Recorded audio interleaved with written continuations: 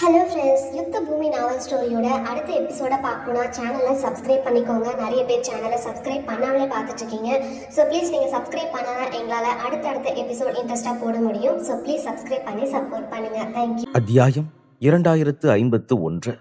அடுத்த 5 நாட்கள் முழுவதும் யாவர் பிரிவு கொண்டாட்டங்களால் நிரம்பியிருந்தது. அந்த நேரத்தில் தொண்டைமான் பிரிவின் அழிவு பற்றிய செய்தி கிழக்கு பகுதி முழுவதும் வேகமாக பரவி பல இடங்களில் மகிழ்ச்சி கொண்டாட்டங்கள் தொடங்கின. இதனால் யாவர் பிரிவை மட்டுமல்லாமல் முழு கிழக்கு பகுதியையும் ஒரு பெரும் சலசலப்பு சூழ்ந்தது. ஏனெனில் தொண்டைமான் பிரிவு நடத்திய போர் அந்த பகுதியின் வாழ்க்கையையே பாதித்திருந்தது. உண்மையில் அவர்கள் தங்களை தவிர வேறு யாரையும் வாழ அனுமதிக்காததால் எண்ணற்ற பிரிவுகள் முற்றிலுமாக அழிந்து போயிருந்தன. அதே நேரத்தில் யாராலும் எளிதில் எதிர்கொள்ள முடியாத அந்த பிரிவு இவ்வளவு விரைவாக அழிக்கப்பட்டது அனைவருக்கும் ஆச்சரியமாக இருந்தது. இதற்கிடையில் அந்த அழிவின் பின்னணியை பற்றி கிழக்கு பகுதி இன்னும் அதிர்ச்சியில் இருந்த போதிலும் யாவர் பிரிவின் பெயர் அதிக முக்கியத்துவம் பெறத் தொடங்கியது. பெரிய பிரிவுகளில் இப்போது யாவர் பிரிவும் ஸ்வர்க சித்தி பிரிவும் மட்டுமே வலுவாக எஞ்சி இருந்ததால் இந்த போரின் பலன் இந்த இரு பிரிவுகளுக்கும் அதிகமாக சென்றது என்பது தெளிவாக தெரிந்தது. யாவர் பிரிவின் கௌரவம் உயர்ந்தபோது சமரன் ஜெயந்தனின் புகழும் அதனுடன் பரவியது. ஜெயசமரனும் அவனது சகோதரர்களும் தான் இந்த உயர்விற்கு காரணம் என்பதையும் அனைவரும் உணர்ந்தனர். இதற்கிடையில் சில பெரிய பிரிவுகள் மீண்டும் தங்களை உருவாக்க முயன்றன. ஆனால் அவற்றின் சக்தி முன்பை விட கணிசமாக குறைந்திருந்தது. இவ்வாறான வெளிப்புற மாற்றங்களிலிருந்து விலகி யாவர் பிரிவில் மெதுவான அமைதி நிலவத் தொடங்கியது. வீரர்கள் இன்னும் மகிழ்ச்சியுடன் இருந்தாலும் முந்தைய கொண்டாட்டங்கள் மெதுவாக குறைந்து எல்லாம் பழைய நிலைக்கு திரும்பியது. அந்த நாட்களில் ஜெயசமரன் அமைதியாக பிரிவு முழுவதும் சுற்றி திரிந்தான். அவ்வப்போது வீரர்கள் அவனிடம் வந்து பேசிச் செல்வார்கள். அதை பார்க்கும்போது அவனது மரியாதை மேலும் உயர்ந்திருந்தது தெளிவாக தெரிந்தது. இதையெல்லாம் கவனித்த போது அவன் முகத்தில் ஒரு மெதுவான புன்னகை தோன்றியது. அதே நேரத்தில் 3 ஆண்டுகளுக்கு முன்பு அவனது முகத்தில் தோன்றிய அதே அமைதி மீண்டும் திரும்பி இருந்தது. கடந்த ஆண்டுகளில் அவன் பல வாழ்வசாவ ஆபத்துகளை எதிர்கொண்டிருந்ததால் அவனுக்குள் ஒரு சோர்வு இருந்தது. இருந்த போதிலும் உலகத்தை சூழ்ந்த அச்சுறுத்தலால் அவன் நிற்க முடியாது என்பதை அவன் நன்றாக அறிந்திருந்தான். இவ்வாறு நாட்கள் நகர்ந்து 10 நாட்கள் கடந்தபோது ஜெயசமரன் சிறிது ஓய்வெடுத்து மீண்டும் தன்னை வலுப்படுத்திக் கொள்ள தொடங்கினான். மகேந்திரனும் மற்றவர்களும் அவனது எண்ணத்தை புரிந்து கொண்டதால் யாரும் அவனை தொந்தரவு செய்யவில்லை. காலம் மெதுவாக நகர்ந்து 1 மாதம் கண்ணிமைக்கும் நேரத்தில் கடந்து போனது. அந்த நேரத்தில் தூரத்தில் இருந்த எல்லாவற்றையும் கவனித்துக் கொண்டிருந்த அக்னி மகாஞானி ஜெயசமரனின் பயிற்சியை பார்த்து ஆச்சரியமடைந்தார். ஏனெனில் ஜெயசமரன் அப்போது ஒரு சிலை போல அசையாமல் நின்று கொண்டிருந்தான். அவனிடம் மூச்சு கூட இல்லாதது போல தோன்றியது. இதை பார்த்த வீரர்கள் அனைவரும் அவன் அருகே வந்தனர். ஆனால் யாராலும் எதையும் பேச முடியவில்லை. மகேந்திரனும் சில பெரியவர்களும் இந்த நிலையை பார்த்து அதிர்ச்சி அடைந்தனர். ஏனெனில் தங்கள் வாழ்நாளில் இப்படிப்பட்ட ஒன்றை அவர்கள் கண்டதே இல்லை. இருந்த போதிலும் அவனது உடலில் இன்னும் சக்தி ஓடிக்கொண்டிருந்தது என்பதால் அவன் உயிருடன் இருக்கிறான் என்பது தெளிவாக புரிந்தது. இதனால் யாரும் அவனை நெருங்காமல் இருக்க மகேந்திரன் கட்டுப்படுத்தினார். அனுபவம் வாய்ந்தவர்கள் ஜெயசமரனின் உள்ளத்தில் ஒரு புதிய சக்தி உருவாகி கொண்டிருப்பதை உணர்ந்தனர். ஆனால் அதன் உண்மையான ஆழத்தை புரிந்து கொள்ளக்கூடியவர்கள் மிக குறைவாகவே இருந்தனர்.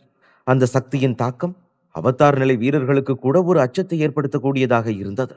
பிறகு கண்ணுக்கு புலப்படாத அந்த சக்திகள் யாவர் பிரிவு முழுவதும் பரவி நாளுக்கு நாள் வலுவடைந்தன. சில நேரங்களில் வானத்தில் இடி முழக்கம் ஒலித்து அதன் அதிர்வு அனைவரின் உடலிலும் ஒரு நடுக்கத்தை ஏற்படுத்தியது. இதையெல்லாம் பார்த்த மகேந்திரனும் மற்றவர்களும் அந்த மாற்றங்களின் காரணம் ஜெயசமரன் என்பதை கண்டிருந்தனர்.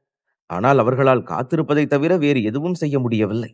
இதற்கிடையில் ஜரீனாவிடமும் ஒரு மாற்றம் நிகழ்ந்து கொண்டிருந்தது. தொண்டைமான் பிரிவை அழிக்கும் போரில் அவள் தனது சக்திகளை பெருமளவில் இழந்திருந்ததால் அடுத்தடுத்த நாட்களில் அவள் தொடர்ந்து பயிற்சி செய்து அவற்றை மீட்டெடுக்க முயன்றாள். அதனால் 1 மாதத்திற்குள் அவளுடைய பணி சக்தி மேலும் தீவிரமடைந்து அவளது உடலிலிருந்து வெளிப்படும் குளிர் அனைவரையும் ஆச்சரியப்படுத்தியது. அதே நேரத்தில் அவளது சக்தி வேகமாக அதிகரிப்பதை அனைவரும் உணர்ந்தனர். இதனால் மகேந்திரனுக்கு கவலை ஏற்பட்டது. இந்த நிலை அரை மாதம் நீடித்தது. பின்னர் அவளது பயிற்சியின் வேகம் சற்று குறைந்தது. அவள் சுற்றி உள்ள பகுதியை மிகுந்த குளிராக மாற்றியதால் மலைக்கு பின்னால் இருந்த பனிக்குளத்தில் பயிற்சி செய்ய வேண்டிய நிலை ஏற்பட்டது. அந்த இடம் மிகவும் குளிரானதால் மகேந்திரனை போன்ற வீரர்களாலும் 10 நிமிடங்களுக்கு மேல் அங்கே நிற்க முடியவில்லை. இதனால் மகேந்திரன் மிகவும் கவலை அடைந்தார். மேலும் நீர்ஜாவின் கவலை இன்னும் அதிகமானது. இறுதியில் வேறு வழியின்றி யாரும் அங்கு செல்ல முடியாதபடி அந்த பனிக்குளத்தை மகேந்திரன் மூடி வைத்தார். இப்போது ஜெயசமரன் விழித்தெழும் தருணத்திற்காக காத்திருக்க வேண்டியது மட்டுமே அவர்களுக்கு இருந்த ஒரே நம்பிக்கையாக இருந்தது. ஏனெனில் அவன் விழித்த பிறகே ஜரீனாவின் நிலை பற்றி தெளிவாக அறிய முடியும். அதைத் தொடர்ந்து மேலும் அரை மாதம் அமைதியாக கடந்தது. அதன் பின்னர் ஒரு நாள் திடீரென்று ஒரு அசாதாரண சலசலப்பு உருவானது. அந்த நேரத்தில் யாவர் பிரிவின் வீரர்கள் வழக்கம் போல தங்கள் பயிற்சியில் ஈடுபட்டிருந்தாலும் வானிலை மெதுவாக வியத்தகு முறையில் மாறத் தொடங்கியது. அதோடு வானத்தில் இடி முழக்கம் அதிகரித்து பிற்பகல் நேரமே இருள் சூழ்ந்தது போல காட்சியளித்தது. பிறகு சில கணங்கள் கழித்து ஒரு சக்தி வாய்ந்த மின்னல் தாக்கி முழு யாவர் பிரிவையும் ஒரு கணத்தில் ஒளிரச் செய்தது. அதை பார்த்தவுடன் அங்கிருந்த வலிமை மிக்க வீரர்களின் முகங்களை வெளிரி அவர்களுக்குள் ஒரு அச்சம் பரவத் தொடங்கியது. ஏனெனில் இத்தகைய மின்னல் தாக்குதலால் ஒரு இந்திரஜித் வீரனை கூட நொடிகளில் அழிக்க முடியும் என்பது அவர்களுக்கு நன்றாக தெரிந்திருந்தது. அதனால் அனைவரும் திகிலுடன் வானத்தை நோக்கி பார்த்தனர்.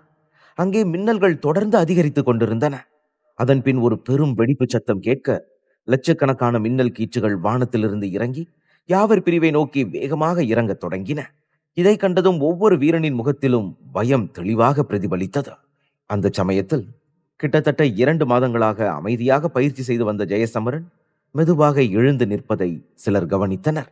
அவன் எழுந்து நின்றபோது தன்னை நோக்கி விரைந்து வந்து கொண்டிருந்த அந்த எண்ணற்ற மின்னல் கீற்றுகளை தெளிவாக கண்டான்.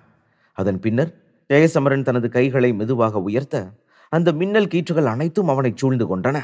இந்த காட்சியை பார்த்த யாவர் பிரிவின் பல வீரர்கள் மூச்சு திணறினர்.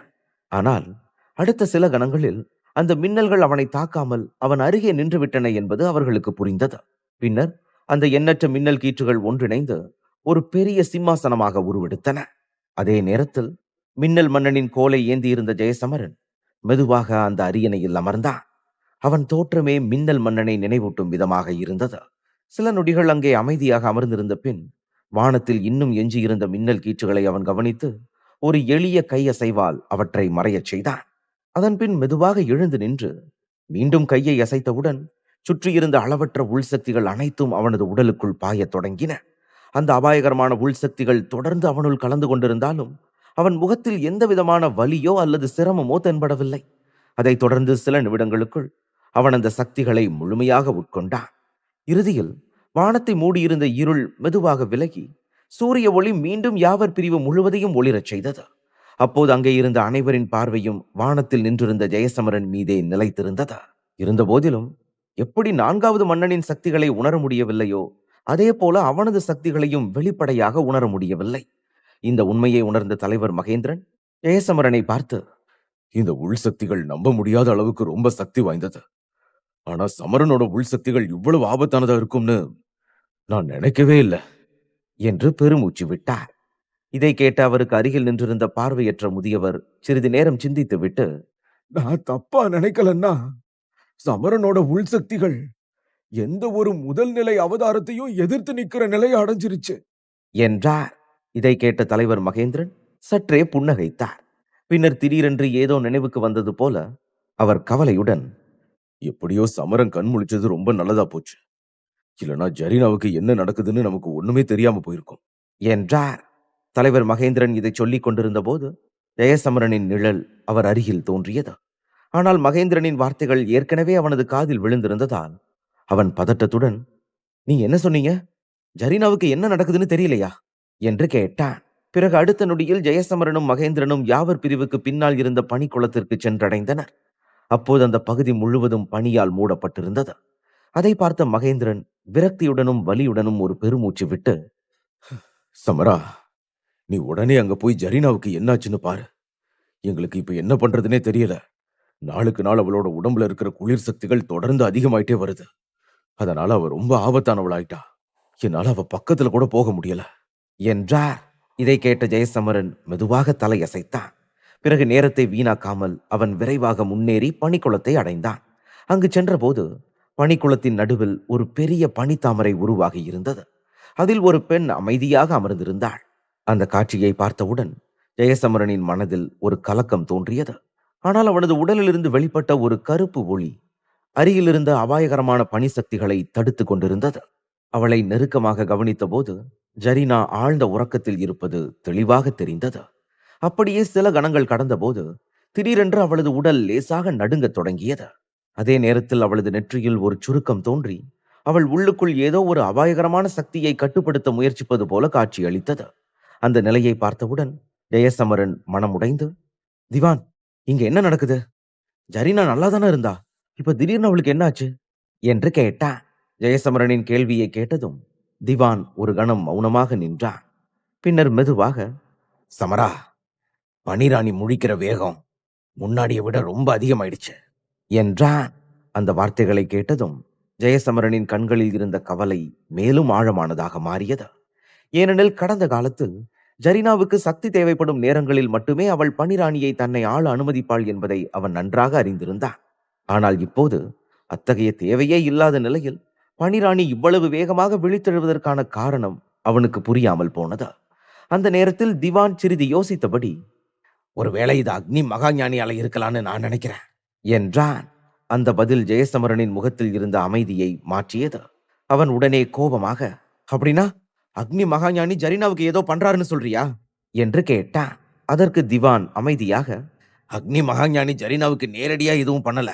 ஆனா அவன் பண்டைய சக்திகளை உடையவன்னு நீ புரிஞ்சுக்கணும். அவன் பக்கத்துல வந்தப்ப அவ உடம்புல இருந்த பனிராணி அந்த சக்திகளை உணர்ந்திருக்கணும். அதனாலதான் அவளோட முழிக்கிற வேகம் இப்ப அதிகமாயிருக்கணும். ஒருவேளை இதுதான் முழிக்க சரியான நேரம்னு அவ உணர்ந்திருக்கலாம். ஜரீனா இதை சமாளிச்சிருவான்னு நான் நினைச்சேன். அதனால இதை பத்தி நான் முன்னாடியே உன்கிட்ட எதுவும் சொல்லல. ஆனா இவ்வளவு சீக்கிரம் விஷயங்கள் மாறும்னு நானும் எதிர்பார்க்கல என்றான். இருப்பினும் அந்த விளக்கம் ஜெயசமரனின் கோபத்தை தணிக்கவில்லை. மாறாக அவன் உள்ளுக்குள் எரிந்த கோபம் மேலும் அதிகரித்து, உனக்கு தெரியாது, ஆனா அக்னி மகாஞானி ஜரீனாவுக்கு பக்கத்துல போனா அவளுக்குள்ள இருக்கிற பனிராணி முழிக்க தயாராயிடுவான்னு அவருக்கு தெரிஞ்சிருக்கணும். அப்படி இருந்தோம் அவர் ஏன் இதை பண்ணாரு? அவரோட சொந்த நலனுக்காக இன்னொருத்தரோட இருப்பையே அழிக்க நினைக்கிறாரா? அந்த மனுஷங்கிட்ட ஏதோ சரியில்லைன்னு எனக்கு முன்னாடியே தோணுச்சு என்றான். திவான் அமைதியாக இருந்தாலும் ஜெயசமரன் தனது கோபத்தை அடக்க முயன்று ஒரு ஆழ்ந்த பெருமூச்சை விட்டான். ஆனால் அந்த அமைதி வெளிப்புறமானதுதான் என்பதை திவான் உணர்ந்தான். ஏனெனில் அவன் உள்ளுக்குள் எவ்வளவு கோபம் இருக்கிறது என்பது அவனுக்கு தெரிந்திருந்தது. சில கணங்கள் ஜரீனாவை உற்று பார்த்த ஜெயசமரன் திடீரென்று திரும்பி அவசரமாக அங்கிருந்து சென்றான். பிறகு அடுத்த கணமே அவன் யாவர் பிரிவின் வானத்தில் தோன்றி யாரையோ தேடுவது போல சுற்றிலும் பார்த்தான். இறுதியாக தூரத்தில் இருந்த ஒரு மலையை நோக்கி அவன் பார்வை நின்றதும் இடி போல ஒலிக்கும் குரலில், அக்னி மகாஞானியே, உடனே இங்க வாங்க என்று கத்தினான். அந்த குரல் முழு யாவர் பிரிவையும் அதிர வைத்தது. அதே நேரத்தில் வானில் நின்று கொண்டிருந்த ஜெயசமரனின் கோபம் அனைவருக்கும் தெளிவாக தெரிந்தது. மேலும் பல ஆண்டுகளுக்கு பிறகு அவனை இவ்வளவு கோபமாக அவர்கள் காண்பது இதுவே முதல் முறை. இதை கண்ட மகேந்திரனும் மற்றவர்களும் அவசரமாக வெளியே வந்து திகைப்புடன் ஒருவரை ஒருவர் பார்த்தனர். ஏனெனில் என்ன நடக்கிறது என்பது அவர்களுக்கு புரியவில்லை. அந்த நேரத்தில் வானில் ஒரு மனிதன் வெளிப்பட்டு, சொல்லு, என்ன நடந்துச்சு என்று கேட்டார். அவர் குரலை கேட்டவுடன் ஜெயசமரன் கடும் கோபத்துடன், நீங்க என்ன பண்ணீங்கன்னு உங்களுக்கே தெரியுமே, அப்புறம் ஏன் என்கிட்ட கேக்குறீங்க என்றான். அதை கேட்ட அக்னி மகாஞானி ஒரு கணம் ஜெயசமரனை உற்று பார்த்தார். பின்னர் மெதுவாக தனது பார்வையை யாவர் பிரிவின் பின்னால் இருந்த பனிப்பகுதிக்கு திருப்பினார். அங்கு பனி சக்திகள் அதிகமாக குவிந்திருப்பதை அவர் கவனித்ததும் என்ன நடக்கிறது என்பது அவருக்கு புரிந்தது. அதை உணர்ந்த அவர் ஒரு பெருமூச்சு விட்டு, இங்க பாரு, இந்த உலகத்துல சில விஷயங்களை உன்னால மறைக்க முடியாது. சரியான நேரம் வரும்போது அது வெளிப்பட்டுதான் ஆகும் என்றார். ஆனால் ஜெயசமரனின் கோபம் குறையவில்லை. அவன் இன்னும் கடுமையாக, நீங்க ஒரு பெரிய வீரன் இல்லையா? உங்களுக்கு செய்ய வேண்டிய வேலைகளும் நிறைய இருக்கும். அதனால உடனே இங்கிருந்து வெளியே போங்க என்று கத்தினான். அதற்கு எதிராக அக்னி மகாஞானி மிக தெளிவாக, அவ முழிக்கிற வரைக்கும் நான் எங்கேயும் போக போறதில்ல என்றார். இந்த வார்த்தைகளை கேட்டதும் ஜெயசமரன் உடனடியாக, அவன் ஏன் இன்னும் முழிக்கல? கண் விழிக்கும் போது அவ இன்னும் எங்களோட ஜரீனாவா தான் இருப்பான்னு நீங்க நினைக்கிறீங்களா? எங்களுக்கு ஜரீனா தான் வேணும், பனிராணி வேண்டாம் என்றான். அவன் வார்த்தைகளை கேட்டதும் அக்னி மகாஞானியின் முகத்தில் கோபம் வெளிப்பட்டது. அவர் உடனே, நீ ரொம்பவும் சுயநலக்காரன். அவளோட தோள்கள்ல எவ்வளவு பெரிய சுமைய சுமக்கிறான்னு உனக்கு ஏதாவது தெரியுமா? இருளின் அடிமைகள் இன்னும் இந்த உலகத்துல ஒளிஞ்சிருக்கானுங்க. அவனுங்க எவ்வளவு சக்தி வாய்ந்தவனுங்கன்னு உனக்கு தெரியாதது மாதிரி நடிக்காத. பிரபஞ்சத்தோட மாபெரும் போர் தொடங்குனா எண்ணற்ற உயிர்கள் அழியும். அப்படிப்பட்ட சூழ்நிலையில மனிதகுலம் வெற்றி பெற பனிராணி கண்டிப்பா தேவை. அவ ஜரீனாவாவே இருந்தா இந்த உலகம் இருளின் அடிமைகளோட கையில விழுறத யாராலையும் தடுக்க முடியாது. அதுக்கப்புறம் இங்க இருக்கிற ஒருத்தரும் உயிரோட இருக்க மாட்டாங்க. உன்னோட ஒரு தோழிக்காக இந்த உலகம் முழுசா அழியறது நீ விரும்புறியா என்று கேட்டார். ஆனால் அதற்கும் ஜெயசமரன், அவளால் அந்த சுமையை சுமக்க முடியாது. இந்த உலகத்தை காப்பாத்த யாராவது சுமையை ஏத்துக்கணும்னா அத நான் ஏத்துக்கிறேன் என்றார். இந்த வார்த்தைகள் முதலில் அக்னி மகாஞானியை சற்று ஆச்சரியப்படுத்தின. ஆனால் அவர் உடனே அவனை இகழ்ந்தபடியே, நீ இந்த உலகத்தை காப்பாத்த போறியா? அழிவின் மன்னனோட புதையலை எடுத்துட்டா உன்னால அது முடியும்னு நினைக்கிறியா? இந்த உலகத்தை காப்பாத்துறது ஒன்னும் சாதாரண விஷயமே இல்ல. அழிவின் மன்னன் உயிரோட இருந்தா கூட அவனால அதை பண்ண முடியாது. முதல்ல இந்த விஷயத்த பேசுறதுக்கு உனக்கு தகுதி இருக்குதா? அதுவும் இல்லாம இந்த உலகத்தை காப்பாத்துறது அவ்வளவு எளிதா இருந்தா எதுக்காக நாங்கெல்லாம் இவ்வளவு கஷ்டப்படணும்? உனக்கு உன்னோட திறமையில அவ்வளவு நம்பிக்கை இருந்தா வா பாத்துரலாம் என்றார். அத்தியாயம் 2052. அக்னி மகாஞானியின் வார்த்தைகள் ஜெயசமரனின் காதில் விழுந்தவுடன் அவன் கோபமாக, இப்ப நீங்க என்ன சொன்னீங்க என்று கேட்டான். ஜெயசமரனின் இந்த கேள்வியை கேட்ட அக்னி மகாஞானி, உன்னால இந்த உலகத்தை காப்பாத்த முடியும்னு நீ நினைச்சா நான் உன்னை சோதிச்சு பார்க்க விரும்புறேன் என்றார். அவர் இதைச் சொன்னவுடனே வானம் திடீரென சிவப்பாக மாறியது. அதே நேரத்தில் அக்னி மகாஞானி தன் காலை தரையில் பலமாக அடித்தார். அந்த அடியின் தாக்கத்தில் சிவப்பு சக்தி வேகமாக வெளிப்பட்டு ஒரு பிரம்மாண்டமான கையாக உருவெடுத்தது. அந்த மாபெரும் கை நேராக ஜெயசமரனை நோக்கி கொடூரமாக பாய்ந்தது. அந்த தாக்குதலை கண்ட ஜெயசமரனின் கண்கள் மின்னின. ஆனால் அவன் அசையவில்லை. மாறாக அவனைச் சுற்றி மின்னல் மேகங்கள் திரளத் தொடங்கின. அதன் பின்னர் ஆயிரக்கணக்கான அடி அகலமுள்ள ஒரு மின்னல் அவனை நோக்கி வந்து கொண்டிருந்த தாக்குதலை எதிர்கொள்ள நேராக பாய்ந்தது. அந்த இரண்டு மாபெரும் சக்திகள் மோதிய தருணத்தில் அபாயகரமான சக்தி அலை ஒன்று வெளிப்பட்டு முழு பரிமாணமும் நொறுங்கி சிதறியது. அந்த அதிர்வால் ஜெயசமரனின் உடல் சிறிது நடுங்கினாலும் அவன் பின்வாங்கவில்லை. மாறாக அவன் முகத்தில் கோபம் மேலும் தீவிரமடைந்தது. அக்னி மகாஞானி உண்மையிலேயே மிகுந்த சக்தி வாய்ந்தவர் என்பதும் தெளிவாக தெரிந்தது. இருந்தபோதிலும் ஜெயசமரனின் உள்சக்திகள் இப்போது கணிசமாக உயர்ந்திருந்ததால் அவன் அவதார் நிலையை எட்டக்கூடிய வலிமையை பெற்றிருந்தான். இத்தகைய நிலையில் அக்னி மகாஞானியின் வெறும் நிழலால் ஜெயசமரனை தோற்கடிப்பது சாத்தியம் இல்லை என்பது வெளிப்படையாக தெரிந்தது. அதனால் ஜெயசமரன் கடும் கோபத்துடன், நீங்க இப்ப இங்கிருந்து போகலன்னா உங்களோட இந்த நிழலை நான் கண்டிப்பா அழிச்சிடுவேன் என்று கத்தினான். பிறகு அடுத்த கணமே அவன் தனது கைகளை அசைத்தபோது ஒரு பிரகாசமான ஒளி வானத்தை நோக்கிச் சென்றது. அங்கு சென்றதும் அது ஒரு பிரம்மாண்டமான வலையாக மாறியது. அந்த காட்சியை பார்த்த அக்னி மகாஞானி ஆச்சரியத்துடன், பண்டைய பிரபஞ்ச நுட்பமா என்று வியந்தார். இதற்கிடையில் அளவற்ற உள்சக்திகள் ஜெயசமரனின் உடலிலிருந்து அந்த வலைக்குள் பாயத் தொடங்கின. அதனால் அந்த வலை மெதுவாகச் சுழன்று அதன் உள்ளே அபாயகரமான சக்தி அலை உருவானது. வலையின் சக்தி தொடர்ந்து அதிகரிக்க அக்னி மகாஞானியின் முகத்தில் கூட சிறிது மாற்றம் தோன்றியது. பிறகு சில நொடிகள் கழித்து அவர் கைகளை கூப்பி, நீ ரொம்ப திறமையானவன்னு நான் ஒத்துக்கிறேன் சமரா என்றார். அதன் பின்னர் அவரது கண்களில் சிவப்பு நெருப்பு எரியத் தொடங்கியது. அந்த நெருப்பு உடனே சுற்றியிருந்த பகுதியின் வெப்பத்தை அதிகரித்தது. அதே நேரத்தில் அக்னி மகாஞானியின் உடலிலிருந்து சுடர்விடும் சிவப்பு சூரியன் ஒன்று மெதுவாக வெளிப்பட்டது. இந்த காட்சியை தூரத்தில் நின்று பார்த்த மகேந்திரனும் யாவர் பிரிவின் மற்ற வீரர்களும் திகைத்துப் போனார்கள். அதோடு அவர்கள் மனதில் பதட்டம் அதிகரித்தது. ஏனெனில் இந்த இரு சக்திகளும் மோதினால் யாவர் பிரிவு நிச்சயமாக அழியும் என்பதை அவர்கள் உணர்ந்திருந்தனர். அப்போது வானத்தில் இருந்த அந்த இரு வீரர்களும் ஒருவரை ஒருவர் தீவிரமாக பார்த்து கொண்டிருந்தனர். பிறகு அடுத்த கணமே அவர்கள் தங்கள் சக்தி வாய்ந்த தாக்குதல்களை விட தயாரானார்கள். ஆனால் அவர்கள் தாக்குவதற்கு முன்பே அந்த பகுதியில் ஒரு குரல் எதிரொலித்து, போதும் நிறுத்துங்க என்று கேட்டது. அந்த குரலுடன் சுற்றியிருந்த பனிசக்திகள் வேகமாக ஒன்று கூடி அந்த இடத்தின் அதிக வெப்பத்தை மெதுவாக குறைக்கத் தொடங்கியது. அதே நேரத்தில் ஒரு ஒளி வேகமாக முன்னேறி ஜெயசமரனுக்கு முன்னால் தோன்றியது.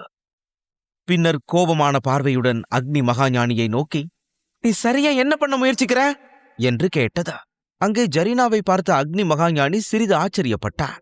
ஆனால் உடனே அவர் தனது கைகளை இறுக்கிக் கொண்டு, நான் முன்னாடியே சொன்னது மாதிரி நீ முழுசா முழிக்கிற வரைக்கும் நான் இங்கிருந்து எங்கேயும் போக மாட்டேன் என்றார். இந்த வார்த்தைகளை கேட்டவுடன் ஜெயசமரன் கோபத்தில் பற்களை கடித்து தனது கைகளை இறுக்கிக் கொண்டான். ஆனால் ஜரீனா அவனை பார்த்து அமைதியாக, சமரா, உன்னோட கோபத்தை கொஞ்சம் கட்டுப்படுத்து என்றாள். ஜரீனாவின் வார்த்தைகள் முதலில் ஜெயசமரனுக்குள் மேலும் கோபத்தை எழுப்பினாலும் அடுத்த கணம் அவன் ஆழமாக மூச்சை இழுத்து தன்னை அமைதிப்படுத்திக் கொண்டான். அவன் அமைதியடைந்ததும் வானத்தில் இருந்த அந்த பண்டைய பிரபஞ்ச நுட்ப வலை மெதுவாக மறைந்தது. ஜெயசமரன் தயங்கியதை பார்த்த ஜரீனாவின் முகத்தில் மெதுவாக புன்னகை மலர்ந்தது. ஏனெனில் அவளுக்கு ஜெயசமரன் பற்றி நன்றாக தெரியும். வழக்கமாக அவன் இவ்வளவு கோபப்பட மாட்டான். ஆனால் இந்த விஷயத்தில் அவள் சம்பந்தப்பட்டிருந்ததால் அவன் மனதில் பெரும் கலக்கம் ஏற்பட்டிருந்தது. அந்த உணர்விலிருந்து ஜெயசமரனுக்கு அவள் மீதிருந்த அக்கறை தெளிவாக வெளிப்பட்டது. அதன் பின்னர் ஜெயசமரன் ஜரீனாவை பார்த்து, ஜரீனா, நீ பனிராணி அடக்கிறதுல வெற்றி அடைஞ்சிட்டியா என்று கேட்டான். அதற்கு ஜரீனா, நான் அவளை அடக்காம இருந்திருந்தா நீங்க 2 பேரும் சண்டை போட்டுட்டு யாவர் பிரிவையே அழிச்சிருப்பீங்க. இனி இந்த விஷயத்தை நான் பார்த்துக்கிட்டுமா என்று கேட்டாள். இதை கேட்ட ஜெயசமரன் முதலில் சற்று தயங்கினான். பின்னர் அமைதியாக சம்மதித்து தலையசைத்தான். அவன் சம்மதித்ததை பார்த்த ஜரீனாவின் முகத்தில் மெதுவாக புன்னகை மலர்ந்தது. அதன் பின்னர் அவள் தனது பார்வையை அக்னி மகாஞானியை நோக்கி திருப்பி, அக்னி மகாஞானி, நீங்க என்ன பண்ண முயற்சிக்கிறீங்கன்னு எனக்கு தெரியும். அதனால நான் உங்ககிட்ட ஒன்று சொல்ல விரும்புறேன். இந்த நேரத்தில் நான் உங்க சகோதரி பனிராணி இல்ல. இப்போதைக்கு நான் வெறும் ஜரீனா தான். உண்மையை சொல்லணும்னா அடுத்து என்ன நடந்தாலும் அதை பத்தி எனக்கு கவலை இல்லை. ஆனா நீங்க இங்க இருக்க விரும்புனா அமைதியா உங்களோட சக்திகளை திரும்ப எடுத்துக்கோங்க. ஏன்னா என் பிரிவுக்கு யாரும் தீங்கு பண்றதை நான் பொறுத்துக்க மாட்டேன் என்றாள். ஜரீனாவின் வார்த்தைகளை கேட்டவுடன் அக்னி மகாஞானியின் முகத்தில் ஒரு சிறிய கலக்கம் தோன்றியது. அதோடு அவர் சில நொடிகள் அமைதியாக நின்றார். பின்னர் பெருமூச்சு விட்டபடி, இப்போ நிலைமை எவ்வளவு மோசமா இருக்குதுன்னு உனக்கே தெரிஞ்சிருக்கணும். மின்னல் மகாஞானி ஏற்கனவே முழிச்சிட்டான். இருள் மகாஞானியும் மற்றவங்களும் வெளியே வர போறாங்க. அப்போ என்று சொல்லத் தொடங்கினார். ஆனால் ஜரீனா அமைதியாக அவரை இடைமறித்து, ஆனா அவங்க யாரும் இன்னும் இங்க வரல இல்லையா என்றாள். இந்த பதிலை கேட்ட அக்னி மகாஞானி மௌனமாக நின்றார். பின்னர் சில கணங்கள் கழித்து சிறிது ஆச்சரியத்துடன், என்னால இதை நம்பவே முடியல. இந்த உலகத்தை காப்பாத்துறத பத்தியே எப்பவும் யோசிச்சுட்டு இருக்கிற உன்ன மாதிரி ஒரு பொண்ணு இந்த மாதிரி ஒரு பையன் மேல எப்படி காதல் வயப்பட்டா என்று கேட்டார். அதற்கு ஜரீனா தெளிவான குரலில், ஏன்னா நான் ஜரீனா, பனிராணி இல்ல என்றாள். இந்த வார்த்தைகளை கேட்டதும் அக்னி ஞானி அமைதியாக தலையசைத்து புறப்பட திரும்பினார். ஆனால் செல்லும் முன் அவர் கையசைத்து, நீ சொல்றதும் சரிதான் ஜரீனா. அதனால நீ சொன்னது மாதிரி நான் என்னோட சக்திகளை திரும்ப எடுத்துக்கிறேன் என்றார். அதே நேரத்தில் அவரது உடல் மெதுவாக ஒளியாக மாறி தொலைவில் இருந்த ஒரு மலையை நோக்கி நகரத் தொடங்கியது. அக்னி மகாஞானி தொலைவில் மறைந்து செல்லும் வரை ஜெயசமரன் அமைதியாக அவரை பார்த்து கொண்டிருந்தார்.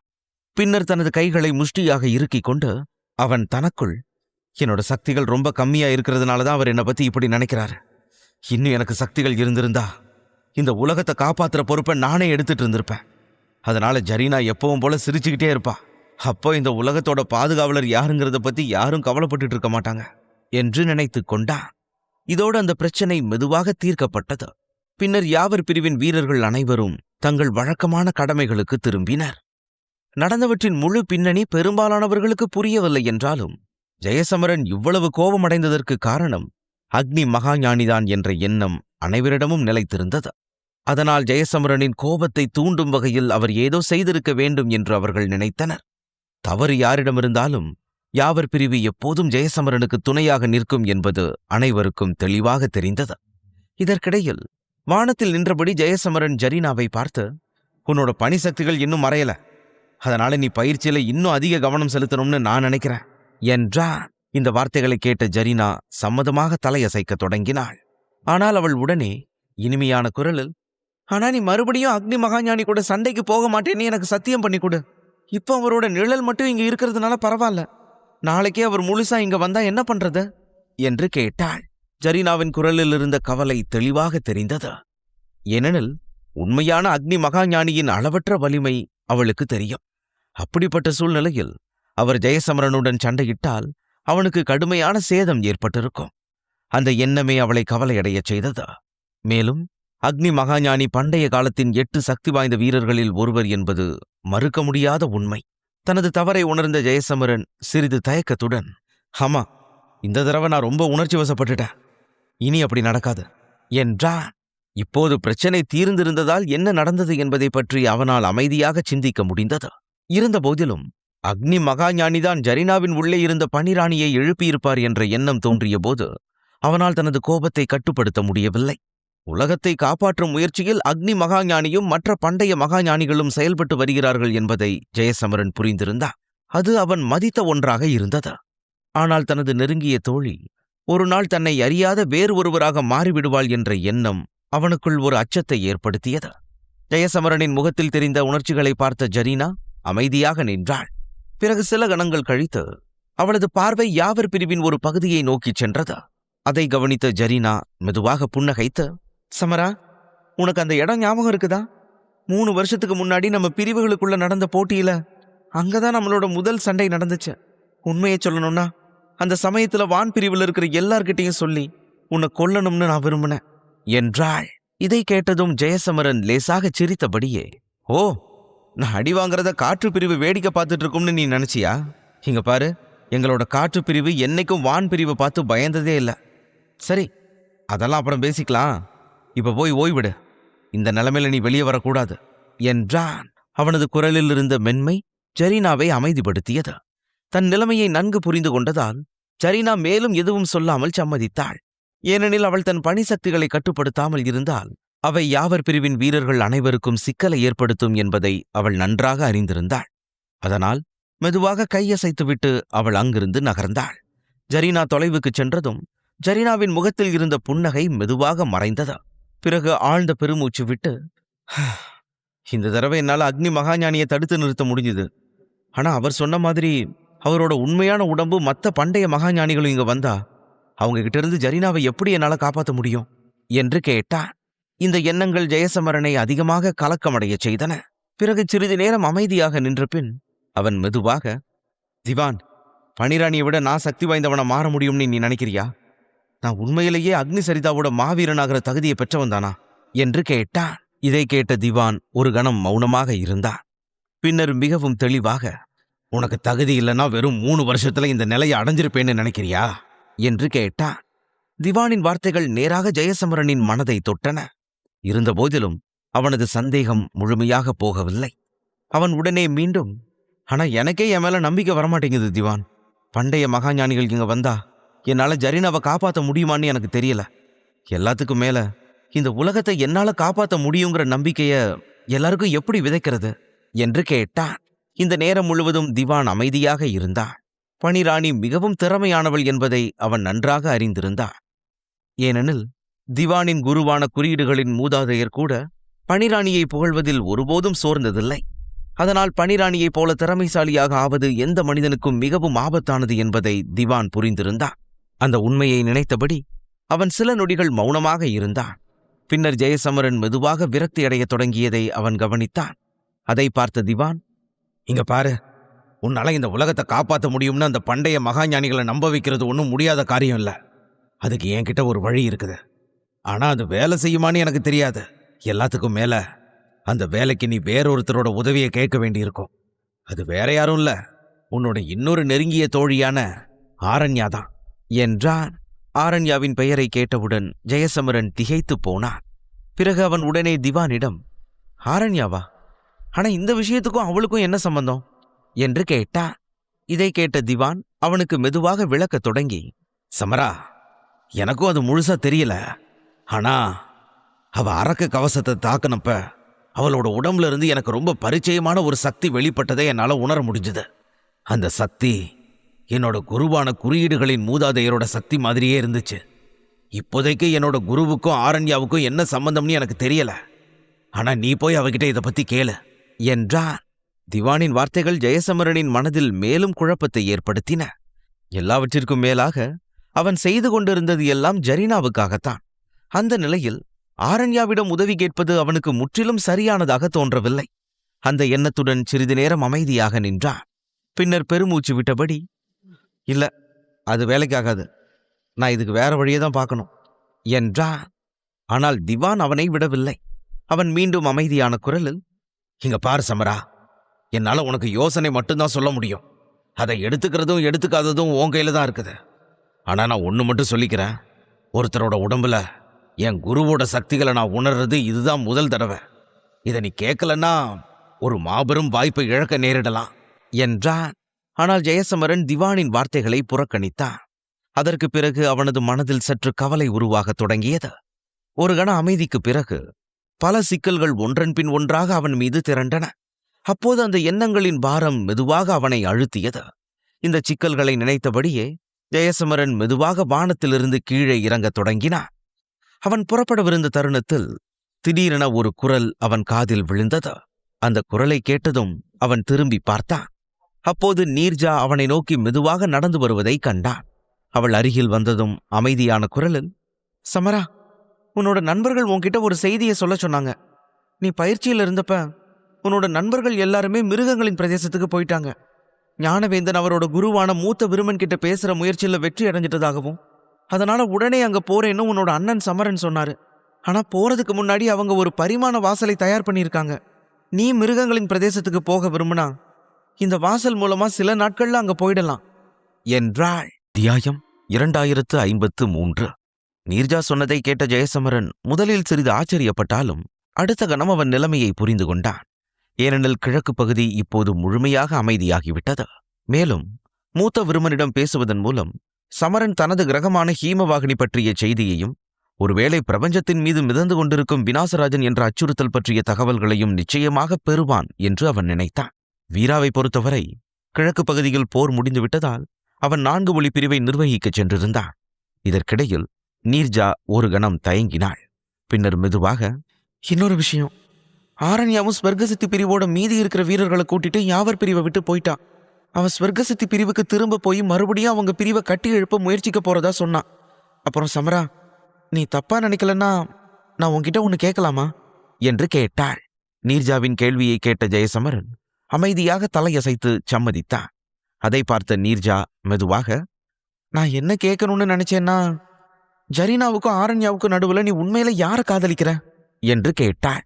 இந்த கேள்வி ஜெயசமரனை திகைக்க வைத்தது. அவன் உடனே ஏதோ சொல்ல முயன்றான். ஆனால் வார்த்தைகள் அவனது உதடுகளுக்கு வரவில்லை. ஏனெனில் அவனது உள்ளம் குழப்பத்தில் சிக்கிக் கொண்டது. அந்த தவிப்பு அவன் முகத்தில் தெளிவாக பிரதிபலித்தது. அதே நேரத்தில் இவ்வளவு சிக்கலான விஷயத்தில் அவனால் உடனடியாக எதுவும் சொல்ல முடியாது என்பது வெளிப்படையாக தெரிந்தது. அவனது மௌனத்தை கண்ட நீர்ஜா மெதுவாக பெருமூச்சு விட்டாள். அதற்கு பிறகு மேலும் தாமதிக்காமல் அவள் மீண்டும், நீ விரும்புனா இப்ப கூட போய் ஆரண்யாவை பார்க்கலாம். ஏன்னா அவ இங்கிருந்து போய் ரொம்ப நாள் ஆகல. ஆனா ஒரு நிமிஷம் பொறு சமரா, உன்னோட அப்பா அம்மாவும் உனக்கு ஒரு செய்தி அனுப்பியிருந்தாங்க. அவங்களுக்காக நீ ஒரு வேலையை பண்ணி முடிக்கணும்னு கேட்டுக்கிட்டாங்க.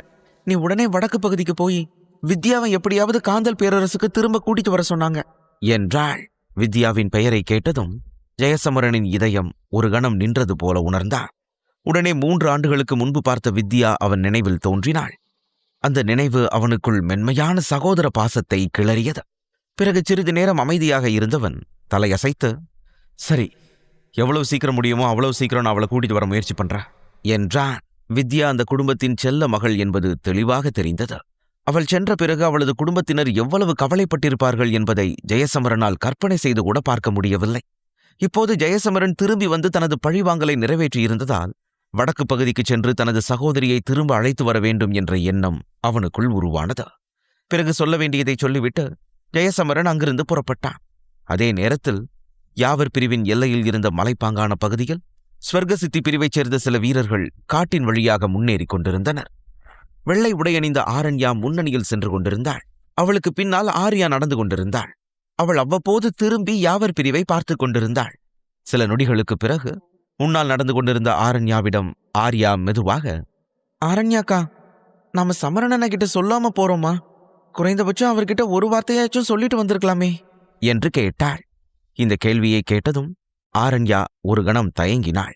பின்னர் பெருமூச்சு விட்டபடி, வந்த வேலை முடிஞ்சிருச்சு ஆர்யா, இப்போ நாம போய் நம்ம பிரிவை மறுபடியும் கட்டி எழுப்ப வேண்டிய வேலையை பார்க்கலாம் என்றாள். அதன் பின் அவள் மீண்டும் முன்னே நடக்கத் தொடங்கினாள். அதனால் அவளை பின்தொடர்வதை தவிர ஆர்யாவுக்கு வேறு வழியில்லை. அந்த நேரத்தில் திடீரென்று அந்த பகுதி முழுவதும் ஒரு பரிச்சயமான சிரிப்பு எதிரொலித்து, ஆர்யா சொல்றது சரிதான், நான் தான் உங்க எல்லாரையும் யாவர் பிரிவுக்கு கூட்டிட்டு வந்தேன். அதனால நீ போறதுக்கு முன்னாடி குறைந்தபட்சம் ஒரு வார்த்தையாச்சும் சொல்லிட்டு போயிருக்கணும், இல்லை ஆரண்யா என்று கேட்டது. அந்த குரலை கேட்டவுடன் தன் வாளை பற்றியிருந்த ஆரண்யாவின் கை திடீரென்று உறைந்து போனது. பிறகு மெதுவாக அவள் தனது பார்வையை திருப்பி பார்த்தாள். அங்கிருந்து சற்று தொலைவில் ஒரு மரத்தில் சாய்ந்து கொண்டிருந்த ஜெயசமரன் அவளை பார்த்து சிரித்துக் கொண்டிருந்தான். அவனை பார்த்ததும் ஆர்யா மகிழ்ச்சியான குரலில், சமரனண்ணா என்று கூப்பிட்டாள். ஸ்வர்கசித்தி பிரிவின் மற்ற வீரர்களும் ஜெயசமரனை கண்டு பெருமகிழ்ச்சி அடைந்தனர். ஏனெனில் ஜெயசமரனால் தான் அவர்கள் உயிர் பிழைத்தார்கள் என்பது அனைவருக்கும் தெரிந்திருந்தது. அதனால் அந்த குழுவில் இருந்த ஒவ்வொரு வீரனின் முகத்திலும் நன்றி உணர்வு தெளிவாக பிரதிபலித்தது. மேலும் ஜெயசமரன் தங்களுடன் இருந்ததால் தான் அவர்களால் தங்கள் பழிவாங்கலை முடிக்க முடிந்தது என்ற உணர்வும் அவர்களிடம் இருந்தது. அதே நேரத்தில் ஜெயசமரன் அவர்களை பார்த்து புன்னகைத்தான். பின்னர் அவன் பார்வையை முன்வரிசையில் நின்று கொண்டிருந்த ஆரண்யாவின் பக்கம் திருப்பினான். அவனது பார்வையை கவனித்த ஆரண்யா உடனே முகத்தை திருப்பிக் கொண்டாள். அதை கவனித்த ஆர்யாவின் புன்னகை மெதுவாக சிரிப்பாக மாறியது. பின்னர் அவள், சமரண்ணா, ஆரண்யா அக்கா கிட்ட நீங்க ஏதாவது சொல்ல விரும்பினா தயவு செஞ்சு சொல்லுங்க, நாங்க அங்க காத்திருக்கோம், வாருங்க நண்பர்களே என்றாள். அவள் கையசைத்தவுடன் ஜெயசமரனுக்கும் ஆரண்யாவுக்கும் தனியாக சிறிது நேரம் கிடைக்க வேண்டும் என்ற எண்ணத்தில் ஸ்வர்கசித்தி பிரிவின் மற்ற வீரர்களும் ஆர்யாவுடன் அங்கிருந்து கிளம்பத் தொடங்கினர். ஆர்யாவும் மற்றவர்களும் நகரத் தொடங்கியதும் ஆரண்யாவின் கண்களில் கலக்கத்தின் அறிகுறிகள் தோன்றின. அவள் பதற்றத்துடன் ஆர்யாவை பிடிக்க முயன்றாள். ஆனால் ஆர்யா சாமர்த்தியமாக அவளை தவிர்த்துவிட்டு தொடர்ந்து நடந்து கொண்டே, ஆரண்யாக்கா, எங்களுக்கு எந்த அவசரமும் இல்ல, நீங்க பொறுமையா பேசிட்டு வாங்க என்றாள். அடுத்த கணமே ஆர்யாவும் மற்ற வீரர்களும் காட்டு வழியாக மறைந்தனர். அதோடு அந்த பகுதி மெதுவாக அமைதியானது. பிறகு ஆரண்யா தன்னை மெதுவாக அமைதிப்படுத்திக் கொண்டு, சமரா, இவ்வளவு நாள நாங்க உங்க யாவர் பிரிவுக்கும் ஒரு பெரிய சுமையா இருந்துட்டு வரோம். அதனால நாங்க அமைதியா அங்கிருந்து வெளியேறது மூலம் உங்க கஷ்டங்களை குறைக்கலாம்னு நினைச்சோம் என்றாள். அப்போது ஜெயசமரன் மெதுவாக அவள் கண்களை பார்த்தான். அதை பார்த்ததும் ஆரண்யாவின் கண்களில் ஒரு சிறிய தயக்கம் தோன்றியது. அந்த தயக்கத்தை உணர்ந்த ஜெயசமரன் மெதுவாக, அப்படியா அரண்யா, நாம ஒன்னும் நேத்து சந்திச்சுக்கல, நீ சொல்றதெல்லாம் நான் நம்புறதுக்கு என்றான். ஏனெனில் அவர்கள் இருவரும் பல ஆண்டுகளுக்கு முன்பே காந்தல் பேரரசில் சந்தித்திருந்தனர். அப்போது ஆரண்யா ஒரு உயர்ந்த பதவியில் இருந்தாள். ஆனால் ஜெயசமரன் பல சிரமங்களால் சூழப்பட்டிருந்தான். அந்த சந்திப்பிலேயே ஆரண்யா அவன் இதயத்தில் ஒரு ஆழமான உணர்வை தூண்டினாள். அந்த உணர்வை இன்று வரை ஜெயசமரனால் மறக்க முடியவில்லை. ஜெயசமரனின் வார்த்தைகளை கேட்டதும் ஆரண்யாவின் கண்களில் கண்ணீர் ததும்பியது. அவளுக்குள் கொந்தளித்துக் கொண்டிருந்த உணர்ச்சிகளின் புயலை அது வெளிப்படுத்தியதா. அந்த நேரத்தில் ஜெயசமரன் மெதுவாக முன்னே வந்து அமைதியாக தனது கையை நீட்டி ஆரண்யாவின் கண்ணீரை துடைத்தான். அவள் அவனை நேராக பார்க்காமல் மெதுவாக அவனிடமிருந்து விலகத் தொடங்கினாள். இதற்கு ஜெயசமரன் மெதுவாக, அரண்யா, உன் மேல எனக்கு இருக்கிற உணர்வுகள் சாதாரண உணர்வுகள் இல்ல. அப்படி அது சாதாரணமா இருந்திருந்தா ஸ்வர்கசித்தி பிரிவுக்கு உதவ நான் வந்திருக்கவே மாட்டேன் என்றான். அதற்கு பிறகு சில நொடிகள் அமைதி நிலவியது. அந்த அமைதியை உடைத்தபடி தூரத்தில் நின்று கொண்டிருந்த ஆர்யாவின் குரல் ஆரண்யாவுக்கு கேட்டது. அவள் விரைவாக தன் கண்ணீரை துடைத்துவிட்டு, நான் கிளம்புறேன், நாங்க உடனே ஸ்வர்கசித்தி பிரிவுக்கு திரும்பணும். எங்களோட தலைவர் இப்ப அங்க இல்லைன்னாலும் பிரிவோட பல பெரியவங்க குணமடைஞ்சிட்டாங்க. நான் தான் எங்க பிரிவோட புதிய தலைவர்னு அவங்க சொல்றாங்க. அதனால என்னால இங்க ரொம்ப நாள் இருக்க முடியாது என்றாள். இதை கேட்ட ஜெயசமரன் பெருமூச்சு விட்டான். ஏனெனில் சமீப காலத்தில் ஸ்வர்கசித்தி பிரிவு உண்மையிலேயே பெரிய மாற்றங்களை சந்தித்திருந்தது. அந்த இடம் பெருமளவில் அழிக்கப்பட்டிருந்தது. அதன் தலைவரும் கொல்லப்பட்டிருந்தார். அதனால் இப்போது அந்த பிரிவின் முழு பொறுப்பும் ஆரண்யாவின் தோள்களில் விழுந்திருந்தது. ஆனால் ஆரண்யா ஒருபோதும் பலவீனத்தை காட்டவில்லை. அதோடு எந்த புகாரும் சொன்னதில்லை. அந்த நேரத்தில் ஜெயசமரன் தன் கையில் இருந்த ஒரு சிறிய கருங்கல்லை எடுத்து ஆரண்யாவிடம் நீட்டி, அரண்யா, இந்த கல்லை உன்கிட்ட வச்சுக்கோ. உனக்கு ஏதாவது சிக்கல் ஏற்பட்டா இதை உட, நான் உடனே உனக்கு உதவ வருவேன் என்றான். ஜெயசமரனின் வார்த்தைகளை கேட்ட ஆரண்யா ஒரு கணம் தயங்கினாள். பின்னர் அந்த கல்லை வாங்கி கொண்டு, ரொம்ப நன்றி சமரா, நான் இப்ப கிளம்புறேன் என்றாள். இதை கேட்ட ஜெயசமரன் மெதுவாக புன்னகைத்து தலையசைத்தான். பிறகு ஆரண்யா திரும்பிச் செல்லத் தொடங்கினாள். ஆனால் அவள் சில அடிகள் எடுத்து வைத்தபோது திடீரென்று பின்னால் இருந்த ஒரு குரல், நில்லு, உன் உடம்புல எப்படி குறியீடுகளின் மூதாதையரோட சக்தி இருக்குதுன்னு நான் தெரிஞ்சுக்கணும் என்று கேட்டதா. அந்த குரலை கேட்டதும் ஆரண்யா திடுக்கிட்டாள். அவள் திரும்பி பார்த்தபோது ஜெயசமரனுக்கு அருகில் ஒரு மங்கலான உருவம் தோன்றியது. அந்த உருவம் வெளிப்பட்ட உடனே ஜெயசமரனின் முகம் உடனடியாக மாறியது. அவன் திடீரென திவானை நோக்கி திரும்பி, திவான், நான் உன்னை போக விட மாட்டேன் என்று கோபமாக கத்தினான். இதை சொன்னவுடன் அவன் திவானை பிடிக்க முயன்றான். ஆனால் திவான் அவனது பிடியிலிருந்து தப்பித்துக் கொண்டான். பிறகு உதவியற்ற குரலில், நீ என்னோட பேச்சை கேட்க தயாரா இல்ல, அதனால நானே அவகிட்ட நேரடியா இதை கேட்டுக்கிறேன் என்றான். ஆனால் ஜெயசமரன் அவனை போக விடாமல் மீண்டும் பிடிக்க முயன்றான். பிறகு அவன் திவானை பிடிக்க முனைந்த தருணத்தில் ஆரண்யா, நீ யாரு? என்னோட உடம்புல குறியீடுகளின் மூதாதையரோட சக்தி இருக்குதுன்னு உனக்கு எப்படி தெரியும் என்று கேட்டாள். இதை கேட்டதும் திவான் ஆரண்யாவை பார்த்து, நான் பண்டைய கல்லோட ஆன்மா. நான் இந்த பையன் சமரம் கூட தான் ரொம்ப நாளா இருக்கேன். குறியீடுகளின் மூதாதையரை பொறுத்த வரைக்கும் அவர்தான் என்னோட முதல் குரு. அதனால அவரோட சக்திகளை பத்தி எனக்கு ரொம்ப நல்லாவே தெரியும் என்றான். இதை கேட்ட ஆரண்யா மெதுவாக தலையசைத்தாள். அதைத் தொடர்ந்து சிறிது நேரம் யோசித்த பிறகு, சமரா, என்னோட உடம்புல இந்த சக்திகள் எப்படி வந்துச்சுன்னு நீ தெரிஞ்சுக்க விரும்புறியா என்று கேட்டாள். இந்த கேள்வியை கேட்டதும் ஜெயசமரன் உடனடியாக பதில் சொல்ல முடியாமல் சற்று தயங்கினான். அப்போது அருகில் நின்று கொண்டிருந்த திவான் அவன் முகத்தில் தோன்றிய தயக்கத்தை கவனித்தான். வழக்கமாக ஜெயசமரன் விரைவாக முடிவெடுப்பவன். ஆனால் இன்று அவனால் உடனடியாக பேச முடியவில்லை. அதனால் ஒரு பெண் சம்பந்தப்பட்ட விஷயம் உண்மையிலேயே மிகவும் விசித்திரமானதுதான் என்று திவான் நினைத்தான். அதே நேரத்தில் ஜெயசமரன் பதிலளிக்கவில்லை என்றாலும் ஆரண்யா மிகவும் கூர்மையானவள்.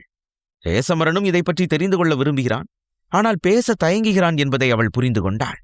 அதனால் ஒரு கணம் அமைதியாக இருந்த பிறகு அவள் மெதுவாக, உண்மையில எங்க ஸ்வர்கசித்தி பிரிவோட தலைவர்கள் எல்லாரும் வேட்டை போர் நுட்பம்னு சொல்ற ஒரு மர்மமான நுட்பத்தை பயன்படுத்திட்டு வராங்க. இந்த நுட்பத்தோட சிறப்பு என்னன்னா, இதுல தாக்குற திறன்கள் எதுவும் இல்லை. அதனால எதிரிகளோட சண்டை போடும்போது இதை பயன்படுத்த முடியாது. இருந்தாலும் ஒரு தலைவர் மற்றொரு வீரரை தலைவரை தேர்ந்தெடுக்கும் போதெல்லாம் அவங்க இந்த நுட்பத்தை கண்டிப்பா கத்துக்கணும். இந்த நுட்பம் மற்ற நுட்பங்கள்ல இருந்து ரொம்ப வித்தியாசமானது சமரா. உண்மை என்னன்னா, எங்க ஸ்வர்கசித்தி பிரிவோட எண்ணற்ற தலைவர்கள் இதை பத்தி புரிஞ்சுக்கிறதுக்காக அவங்களோட வாழ்க்கையையே அர்ப்பணிச்சிருக்காங்க. ஆனா இன்னைக்கு வரைக்கும் இந்த நுட்பத்தை பத்தி பெருசா எதுவும் கண்டுபிடிக்க முடியல. இருந்தாலும் எங்க பிரிவோட விதிகளின்படி இதை பத்தின ஆராய்ச்சியை எங்களால ஒரு நாளும் நிறுத்த முடியாது என்றாள். மேலும் அந்த நுட்பத்தை கற்றுக்கொள்ள ஒருவருக்கு தூய இதயம் அவசியம் என்பதும் ஆரண்யாவின் வார்த்தைகளிலிருந்து தெளிவாக தெரிந்தது. அதற்கிடையில் திவானும் ஜெயசமரனும் ஒருவரை ஒருவர் பார்த்து கொண்டனர். அவர்களின் முகங்களில் தெரிந்த ஆச்சரியம் இத்தகைய நுட்பம் குறித்து அவர்களுக்கு முன்பு எந்த தகவலும் தெரியவில்லை என்பதை வெளிப்படுத்தியது. அவர்களின் அந்த நிலையை கவனித்த ஆரண்யா அமைதியாக, கொஞ்சம் வருஷத்துக்கு முன்னாடி வேட்டை போர் நுட்பத்தை கத்துக்கிற என்னோட வேகம் எல்லாரையும் ஆச்சரியப்படுத்துச்சு. எல்லாத்துக்கும் மேல எங்க பிரிவு பேரழிவோட விளிம்புல இருந்தப்ப என்னோட குருவும் பிரிவோட மற்ற பெரியவங்களும் சேர்ந்து அவங்களோட சக்திகளை எனக்கு மாத்தி இந்த நுட்பத்துல தேர்ச்சி பெற எனக்கு உதவுனாங்க. அந்த தருணத்துல என்னோட உடம்புல ஒரு விசித்திரமான உணர்வை நான் உணர ஆரம்பிச்சேன். அது அநேகமா குறியீடுகளின் மூதாதையரோட சக்திகளோட உணர்வா இருக்கலாம். இந்த சக்தி உண்மையிலேயே ரொம்ப ஆபத்தானது. ஏன்னா நான் இந்திரஜித் நிலையில மட்டும்தான் இருக்கேன்.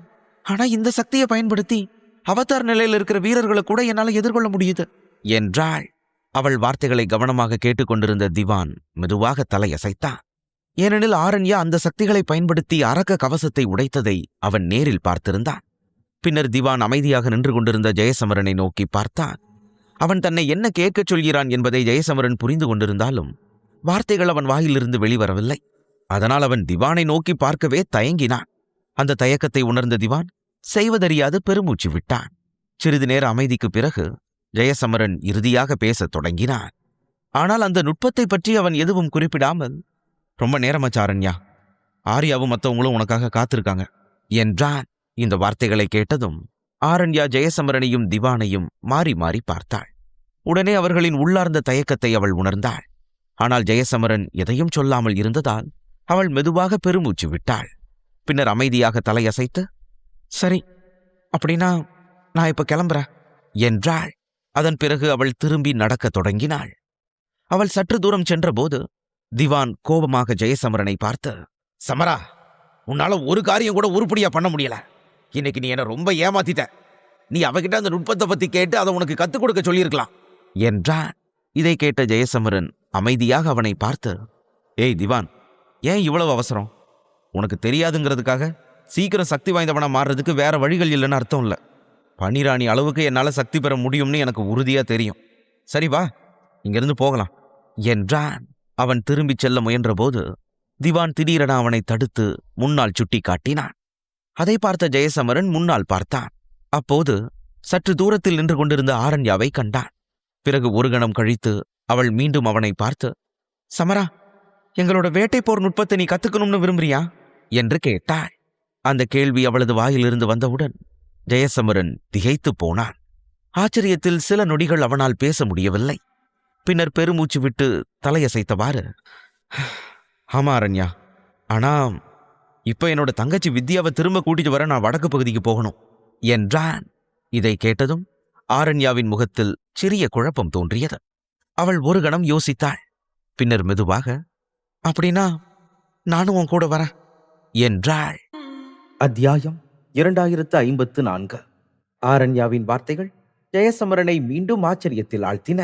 உடனே அவன், என்ன? ஆனா ஆரண்யா, உன்னால என் கூட வர முடியுமா? அதாவது இப்ப நீ ஸ்வர்கசித்தி பிரிவோட தலைவராயிட்ட இல்லையா என்று கேட்டான். ஜெயசமரனின் கவலையை உணர்ந்த ஆரண்யா அமைதியாக, எங்க பிரிவோட பெரியவங்க எல்லாரும் இப்ப முழுசா குணமடைஞ்சிட்டாங்க. எல்லாத்துக்கும் மேல இப்ப நம்ம பகுதியில அமைதி நிலவுது. அதனால நான் கொஞ்ச நாள் இங்க இல்லனாலும் எதுவும் மோசமா நடக்காது. ஆனா நீ எனக்கு ஒரு சத்தியம் பண்ணி கொடுக்கணும். இனிமே அந்த வேட்டை போர் நுட்பத்தை பத்தி என்கிட்ட எதுவும் கேட்க கூடாது. சரியான நேரம் வரும்போது நானே அந்த நுட்பத்தை உனக்கு கத்துக் கொடுக்க முயற்சிப்பேன். ஏன்னா இந்த நுட்பம் எங்க பிரிவோட ரொம்ப சிறப்பான நுட்பம்.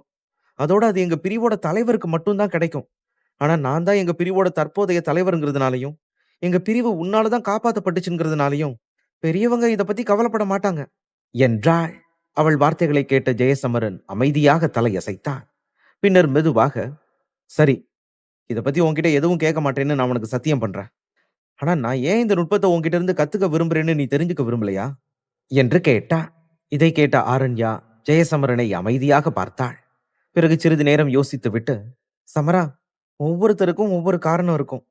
நீ என்ன பார்க்க இங்க வந்த, அதனால நான் உனக்கு அந்த நுட்பத்தை கத்துக் கொடுக்க முடிவு பண்ணேன். ஆனா உன்னோட காரணத்தை நான் தெரிஞ்சுக்க விரும்பல. எப்படி இருந்தாலும் நான் போய் ஆர்யாவையும் மத்தவங்களையும் ஸ்வர்க்க சித்தி பிரிவுக்கு திரும்பி போக சொல்றேன் என்றாள். இதை சொல்லிவிட்டு ஆரண்யா ஜெயசமரனின் பதிலை எதிர்பார்க்காமல் திரும்பி நடக்கத் தொடங்கினாள். இதை கண்ட ஜெயசமரன் ஒரு கணம் அங்கேயே நின்றான். பின்னர் பெருமூச்சு விட்டவாறு ஆரண்யா தன்னுள் ஏற்படுத்திய உணர்வுகளை பற்றி சிந்திக்க தொடங்கினான். இந்த காட்சியை கவனித்துக் கொண்டிருந்த திவான் ஜெயசமரனை பார்த்து, சமரா, வேட்டை போர் நுட்பம் மாதிரி ஒரு நுட்பத்தை கத்துக்கிற வாய்ப்பு உனக்கு கிடைச்சது உன்னோட அதிர்ஷ்டம் தான் என்றான். ஏனெனில் வேறு எந்த பிரிவைச் சேர்ந்த வீரருக்கும் ஸ்வர்க்க சித்தி பிரிவின் மாபெரும் பொக்கிஷமான வேட்டை போர் நுட்பம் கற்பிக்கப்படவில்லை என்பது தெளிவாக தெரிந்தது. அது மட்டுமல்லாமல் ஜெயசமரன் ஏன் அந்த நுட்பத்தை கற்க விரும்புகிறான் என்பதையும் ஆரண்யா போன்ற புத்திசாலியானவள் உணர்ந்திருந்தாள். இருந்தாலும் அதை பற்றி எதுவும் பேசாமல் தன் உணர்ச்சிகள் அனைத்தையும் அவள் இதயத்தின் ஆழத்தில் அடக்கி வைத்திருந்தாள். அந்த நேரத்தில் ஜெயசமரனின் முகத்தில் தெரிந்த உதவியற்ற நிலையை கவனித்த திவான் அவன் தோளில் மெதுவாக கை வைத்து, சமரா, இந்த உலகத்துல ரொம்ப கஷ்டமானது என்னன்னு உனக்கு தெரியுமா என்று கேட்டான். அதற்கு ஜெயசமரன் தெரியாது என்பது போல தலையசைத்தான். அதை பார்த்த திவான், அது ஒருத்தங்களோட மனசுல என்ன இருக்குதுன்னு தெரிஞ்சுக்கிறது தான் என்றான். திவானின் வார்த்தைகள் ஜெயசமரனின் மனதை அமைதியாக தாக்கின. அதோடு அவன் இதயத்தின் உள்ளே உணர்ச்சிகளின் புயல் மெதுவாக உருவாகி கொண்டிருந்தது. அதன்பின் ஜெயசமரன் முன்னோக்கி நடக்கத் தொடங்கினான். அப்போது தூரத்தில் ஆர்யாவை தொடர்ந்து செல்லுமாறு ஆரண்யா சைகை செய்வதை அவன் கவனித்தான். பிறகு சிறிது நேரத்தில் ஆர்யா திரும்பி ஜெயசமரனை பார்த்து, சமரனண்ணா, நாங்க ஆரண்யா அக்காவை உங்ககிட்ட விட்டுட்டு போறோம். தயவு செஞ்சு அவங்கள நல்லபடியா பாத்துக்கோங்க என்றாள். ஆனால் அந்த வார்த்தைகள் முடிவடையும் முன்பே ஆரண்யா மெதுவாக ஆர்யாவின் தலையில் கை வைத்தாள். அதனால் ஆர்யா திடுக்கிட்டு சற்று விலகினாள். அந்த காட்சியை பார்த்த ஸ்வர்க்க சித்தி பிரிவின் உறுப்பினர்கள் சிரிக்கத் தொடங்கினர். அந்த சிரிப்பு மெதுவாக குறைந்து அவர்கள் அங்கிருந்து நகர்ந்தபோது ஒலி மெல்ல மறைந்தது. இறுதியில் அந்த வனப்பகுதி மீண்டும் அமைதியில் மூழ்கியது. அந்த அமைதியை மெதுவாக கலைத்தபடி ஆரண்யா ஜெயசமரனை பார்த்து, நீ எப்போ வடக்கு பகுதிக்கு போக திட்டமிட்டிருக்க என்று கேட்டாள். அந்த கேள்விக்கு பதிலாக ஜெயசமரன் அடுத்த நாள் வடக்கு பகுதிக்கு செல்ல முடிவு செய்தான். அதன் பிறகு அவனும் ஆரண்யாவும் ஒன்றாக யாவர் பிரிவுக்கு திரும்பினர். அங்கு வந்தடைந்ததும் அவர்களை பார்த்த நீர்ஜா செய்வதறியாது பெருமூச்சு விட்டாள். ஏனெனில் ஆரண்யா ஏற்கனவே புறப்பட்டு சென்றிருந்த நிலையில் அவள் மீண்டும் திரும்பி வந்ததை பார்த்ததும் நீர்ஜாவுக்கு ஆச்சரியம் ஏற்பட்டது. இருந்தாலும் அவள் ஜெயசமரனிடம் எதையும் கேட்காமல் அமைதியாக இருந்தாள். அடுத்த நாள் காலை வடக்கு பகுதிக்கு செல்ல போவதாக ஜெயசமரன் முன்கூட்டியே மகேந்திரனுக்கு செய்தி அனுப்பியிருந்தார். இதை கேட்ட மகேந்திரன் சற்று ஆச்சரியப்பட்டாலும் அந்த பயணத்தை பற்றி மேலும் கேள்விகள் கேட்கவில்லை. பதிலாக கவனமாக இருக்கும்படி மட்டும் அவர் கூறினார். அதன் பிறகு ஜெயசமரன் சென்று அனைத்தையும் ஜரீனாவிடம் கூறினார். வித்யாவை அழைத்து வரப்போவதாக அறிந்த ஜரீனா மகிழ்ச்சி அடைந்தாள். ஏனெனில் அவளுக்கு வித்யாவை நன்றாக தெரியும். அவனுடன் சேர்ந்து செல்ல அவளும் விரும்பினாள். ஆனால் தற்போதைய சூழ்நிலை அவள் அங்கிருந்து கிளம்புவதற்கு ஏற்றதாக இல்லை. அதனால் சிறிய வருத்தத்துடன் அவள் யாவர் பிரிவிலேயே தங்க முடிவு செய்தாள். அந்த நேரத்தில் தொலைவில் இருந்த ஒரு மலையின் மீது நின்றிருந்த ஒரு நிழலை ஜெயசமரன் கவனித்தான். அந்த நிழல் தங்க ஆடை அணிந்திருந்தது. அதை பார்த்தவுடன் அது அக்னி மகாஞானிதான் என்பதை அவன் புரிந்து கொண்டான். உடனே ஜெயசமரன் மலையின் உச்சிக்கு சென்றான். அங்கு அக்னி மகாஞானி அமைதியாக அமர்ந்திருந்தார். ஜெயசமரன் தன்னை நோக்கி வருவதை கண்டதும் அவரது முகத்தில் லேசான ஆச்சரியம் தோன்றியது. பிறகு ஜெயசமரன் அருகில் வந்து அவருக்கு பக்கத்தில் இருந்த ஒரு கல்லின் மீது அமைதியாக அமர்ந்தான். அங்கே அமர்ந்தபடியே அக்னி மகாஞானியை பார்த்து புன்னகைத்தான். அப்போது அக்னி மகாஞானி அவன் முகத்தை கவனமாக பார்த்து, என்னாச்சு சமரா, நீ கோபமா இருக்கிற மாதிரி தெரியலையே. எல்லாம் சரியா இருக்கா? என்று கேட்டார். இதை கேட்ட ஜெயசமரன் மெதுவாக பெருமூச்சு விட்டு, கோவப்படுறதுல என்ன பிரயோஜனம்? என்ன நடக்கணுமோ அதுதான் நடக்குது என்றான். இதைச் சொல்லிக்கொண்டே அவன் தனது பார்வையை யாவர் பிரிவுக்கு பின்னால் இருந்த ஒரு மலையின் பக்கம் திருப்பினான். அப்போது அந்த பகுதி முழுவதும் பனி சக்திகளால் மூடப்பட்டிருந்தது. அதை கவனித்த அக்னி மகாஞானியும் அந்த திசையில் திரும்பி பார்த்தார். அதோடு அங்கே ஒரு கணம் மௌனம் நிலவியது. பின்னர் அவர் மெதுவாக, இத பத்தி உன்கிட்ட எதுவும் சொல்லாதது என்னோட தப்பு தான். கொஞ்சம் யோசிச்சு பார்த்ததுக்கு அப்புறம் உனக்கும் ஜரீனாவுக்கும் நடுவுல இருக்கிற உறவை நான் கொஞ்சம் மதிச்சிருக்கணும்னு எனக்கும் தோணுச்சு. அதனால நீ என் மேல கோவப்பட்டது நியாயம்தான். ஆனா எனக்கு மறுபடியும் ஒரு வாய்ப்பு கிடைச்சா எந்த ஒரு தனிப்பட்ட உறவையும் விட இந்த உலகத்தை காப்பாத்துறதுக்கு தான் நான் முன்னுரிமை கொடுப்பேன். சமரா, அந்த காலத்துல இந்த உலகத்தோட மாபெரும் போர் நடந்துட்டு இருந்தப்ப எங்களோட குரு தன்னைத்தானே அழிச்சுக்கிட்டு 2 உலகங்களுக்கு நடுவுல இருந்த பிளவை மூடினாரு. அதுக்கப்புறம் தான் இந்த உலகம் அழியாம தப்பிக்க முடிஞ்சது. ஆனா இந்த இருளின் அடிமைகள் ரொம்ப தந்திரமானவனுங்க. அதோட அவங்கள சமாளிக்கிறதும் ரொம்ப கஷ்டம். அந்த இருளின் அடிமைகள் எல்லாரையும் அழிக்க எங்களால முடிஞ்ச எல்லா முயற்சிகளையும் நாங்க பண்ணதுக்கு அப்புறமும் பல அரக்கனுங்க தப்பிச்சிட்டானுங்க. அதுவும் இல்லாம இந்த அடிமைகள் ரொம்ப சக்தி வாய்ந்த அரக்கனுங்க. அவங்க எல்லாம் எங்களையே சவால் விடக்கூடியவனுங்க. இந்த மாதிரி சக்தி வாய்ந்த அரக்கனுங்களால தான் நாங்க எல்லாரும் ஆழ்ந்த உறக்கத்துல வைக்கப்பட்டோம். அதுல சிலர் மறுபிறவி எடுக்க முயற்சி பண்ணாங்க. சிலர் மறைஞ்சு போக வேண்டிய சூழ்நிலை ஏற்பட்டுச்சு என்றார். இதைச் சொன்னதும் அவரது வார்த்தைகளை அமைதியாக கேட்டுக்கொண்டிருந்த ஜெயசமரனை அவர் கவனித்தார். பின்னர் ஒரு பெருமூச்சு விட்டபடி மீண்டும், இப்போ இந்த உலகத்துல குறியீடுகளின் மூதாதையர் யாரும் இல்ல. அதனால இந்த உலகம் மறுபடியும் அழிவின் அச்சுறுத்தலுக்கு உள்ளானா பனிராணி தான் நம்மளோட ஒரே நம்பிக்கையா இருப்பா. எங்க குருவும் அதையே தான் நம்பி இருந்தாரு.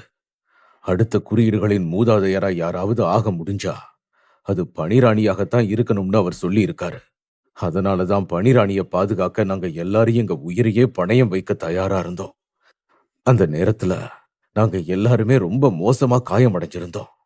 ஆனாலும் பனிராணி மறுபடியும் பிறக்க குரு அவரோட எஞ்சிய உயிரை பயன்படுத்தினப்ப அதுல எங்களுக்கு எந்த ஆட்சேபனையும் இல்ல என்றார். இவை அனைத்தையும் ஜெயசமரன் அமைதியாக கேட்டுக்கொண்டிருந்தார். இவற்றில் பெரும்பாலானவை அவனுக்கு ஏற்கனவே தெரிந்திருந்தன.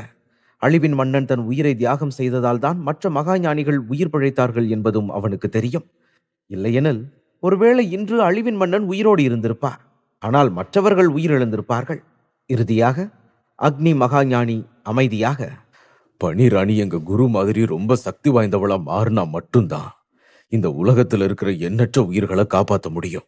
அத பண்ண நாங்க எல்லாரும் எங்களோட எல்லா சக்திகளையும் பயன்படுத்த தயாரா இருக்கோம்.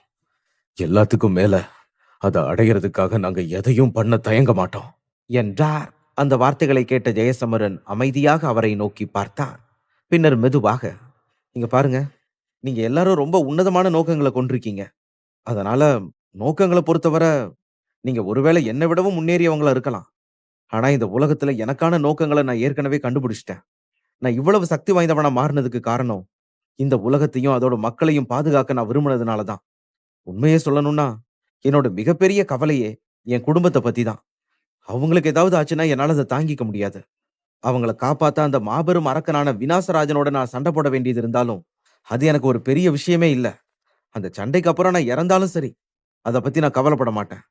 இருளின் அடிமைகள் ரொம்ப சக்தி வாய்ந்தவங்கன்னும் மறுபடியும் போர் வந்தா என்னால என் குடும்பத்தை பாதுகாக்க முடியாம போகலாம்னு நீங்க சொல்லலாம். ஒருவேளை பார்த்தா அது உண்மைதான்.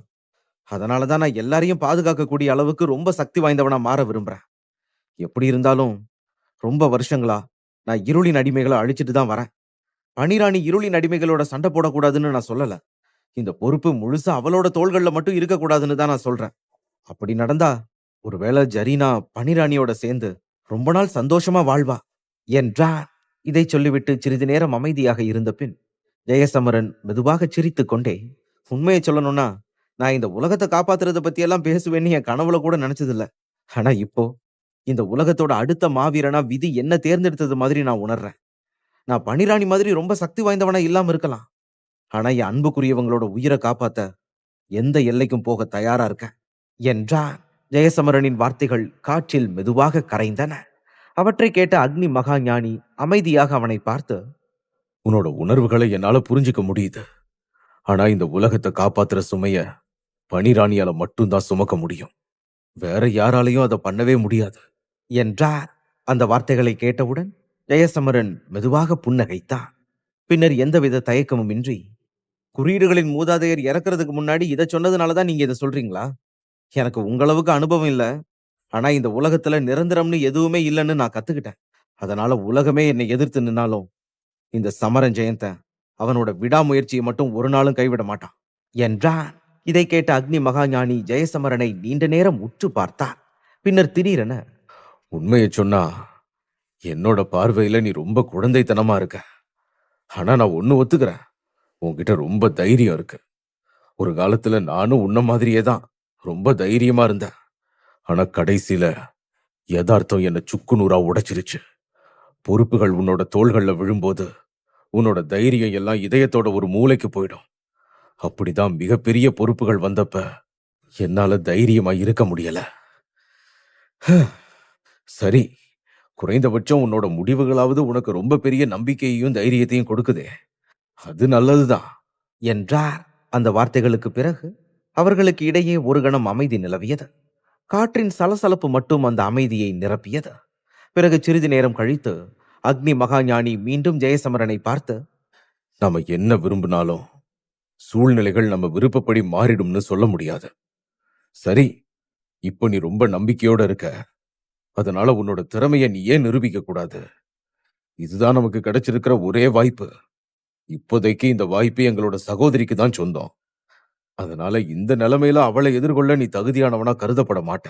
ஆனா அடுத்து என்ன நடக்குமோ அது யாருக்கு தெரியும் என்றார். இந்த வார்த்தைகள் ஜெயசமரனின் மனதில் ஆழமாக பதிந்தன.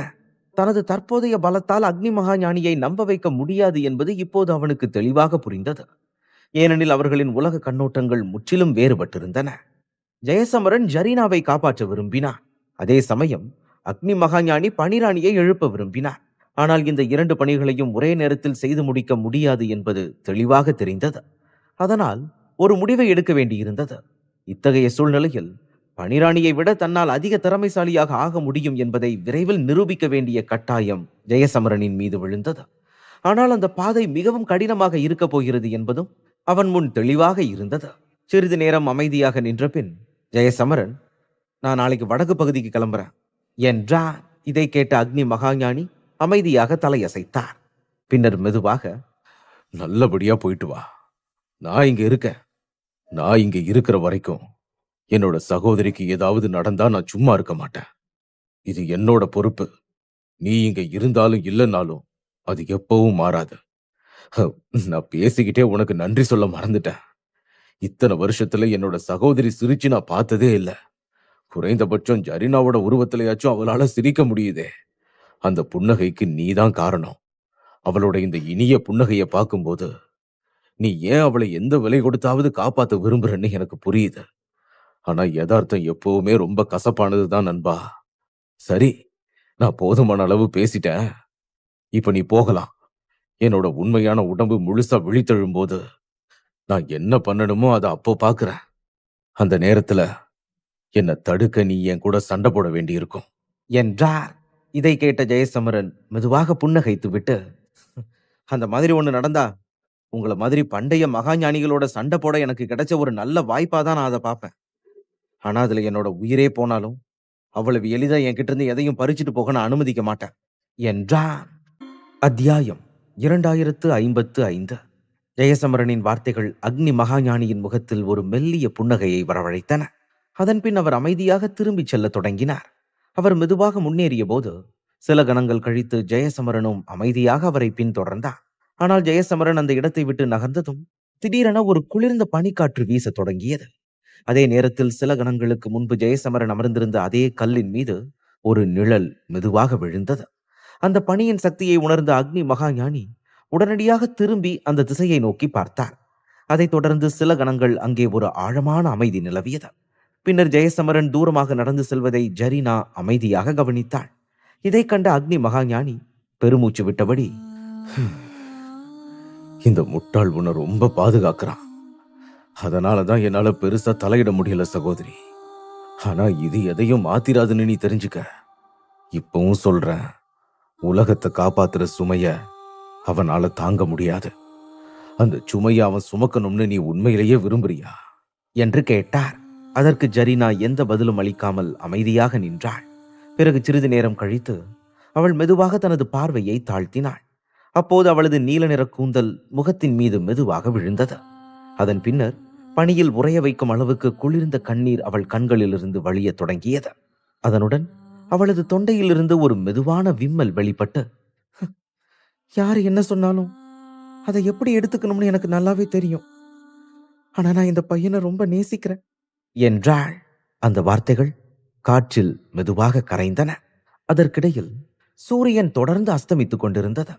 அதோடு அந்த பகுதி மெதுவாக இரவின் இருளில் மூழ்கத் தொடங்கியது. அதைத் தொடர்ந்து அடுத்த நாள் காலை சூரிய ஒளி அந்த பகுதியை மெதுவாக ஒளிரச் செய்தபோது ஜெயசமரனும் ஆரண்யாவும் புறப்பட தயாரானார்கள். புறப்படுவதற்கு முன் ஜெயசமரன் யாரிடமும் ஒரு வார்த்தையும் பேசவில்லை. அமைதியாக முன்னேறத் தொடங்கிய போது ஆரண்யா அவனை நோக்கி மெதுவாக, சமரா, இந்த வடக்கு நோக்கிய நம்ம பயணம் ரொம்ப நீண்டதா இருக்க போகுது. நாம எவ்வளவு சீக்கிரம் அங்க போறோமோ அவ்வளவு சீக்கிரம் திரும்பிடுவோம் என்றாள். இதை கேட்ட ஜெயசமரன் மெதுவாக தனது கையை அசைத்தான். அடுத்த கணம் அவர்கள் இருவரும் தயக்கமின்றி ஒளியாக மாறி வானில் புறப்பட்டனர். அவர்கள் சென்ற பிறகு தொலைவில் இருந்த ஒரு மலையின் மேல் பனி சக்திகளால் சூழப்பட்ட ஒரு நிழல் அமைதியாக தெரிந்தது. அந்த நிழல் நீண்ட நேரம் அங்கே ஒரு சிலையைப் போல அசையாமல் நின்றது. பின்னர் திடீரென அதன் உடலிலிருந்து வெளிப்படும் பனி சக்திகள் கணிசமாக அதிகரிக்க தொடங்கின.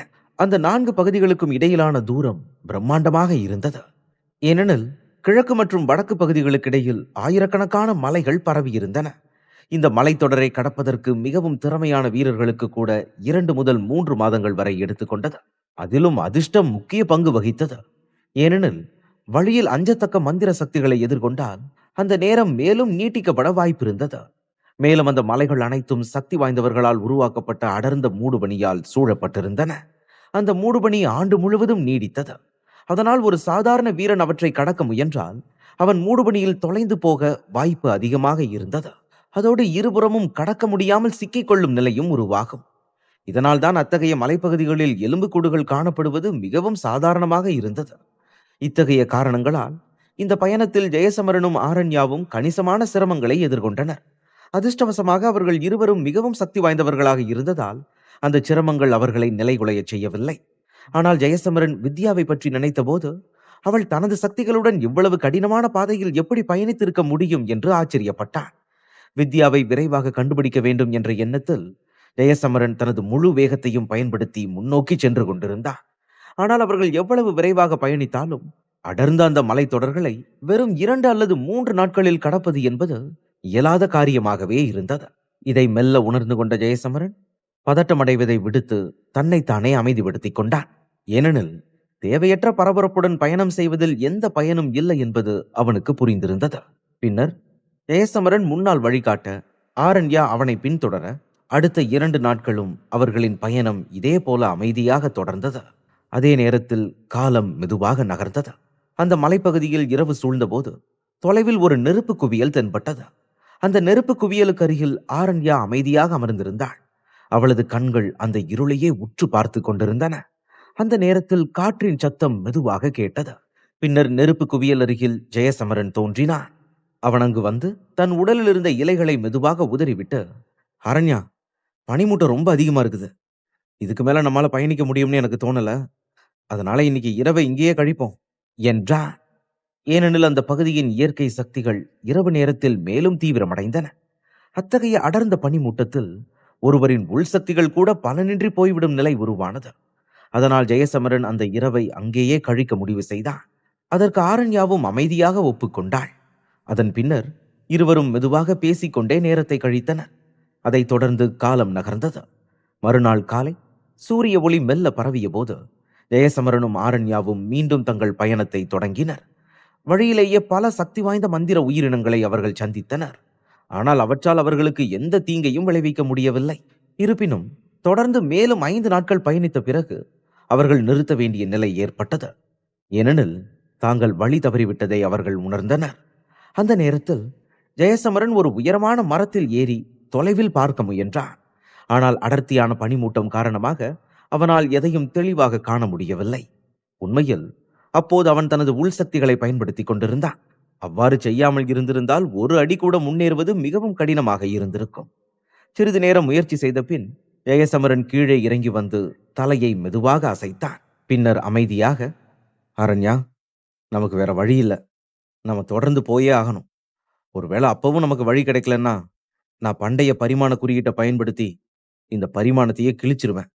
அதை கிழிச்சதுக்கு அப்புறம் நம்ம எங்க போய் சேருவோம்னு எனக்கு தெரியலனாலும் இப்படி வழி தெரியாம அலைஞ்சு திரியறதை விட அதுவே மேல் என்றார்.